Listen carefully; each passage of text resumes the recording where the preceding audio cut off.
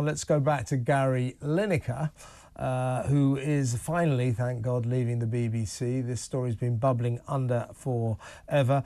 We're going to talk now on the phone only to the journalist who yet again has broken a brilliant exclusive. It's Clemmie Moodie from The Sun. Well done, Clemmie. Great story. Thank you very much. And not good news for you, though. I don't think you're Gary's biggest fan, are you? Well, it's good news for me that he's going. The thing that worries me is he's going to stay till 2026. What is exactly the score here, if I can use a football analogy, Clemmie? Is he going to get... When is he going to quit Match of the Day? Well, so this is his last season of Match of the Day, but he has... It's sort of a halfway house. I think the BBC perhaps wanted fresh blood. I think Gary was happy to stay. He realised it was a great job. And so somewhere in the middle they've met. And, yeah, this will be his last season, but he's going to have the kudos of hosting the World Cup and another 2 FA Cup finals. So OK. And let me get this right. So for the 25-26 season, he won't do Match of the Day, but he will do the World Cup, yeah? Yeah, that's right. I mean, what's the fit? I mean, you've obviously got contacts at the BBC. I used to have them.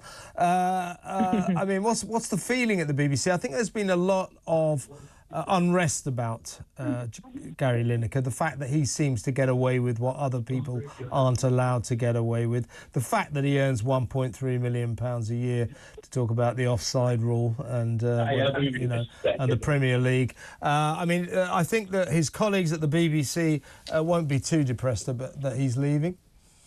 Well, yeah, he'll be 65 by the time he actually goes. I think he's had enough.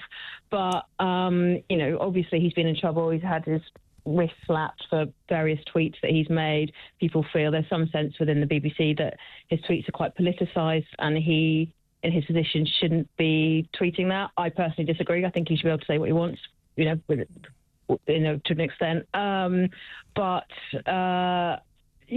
think it's probably the right time. He's going to go on a high after a World Cup. That's as good a time for me as any for him to go. Yeah, I mean, I've got my problems with him politically and his behaviour off screen, but people never. I mean, I'm labelled as one of his big critics, but I've always thought he's a very good football presenter. No problem there. Knows his stuff. Before you go, Clemmie, any word on who might replace him? Well, my understanding is that the BBC are considering doing a sort of rotation of presenters. So, you could have Mark Chapman, who currently does Match of the Day 2. You could have, I don't know, someone like Gary Logan, who knows, just a rotation, like a roster of presenters that are going to sort of be trialled whilst they find their feet and decide the way they want to go with it.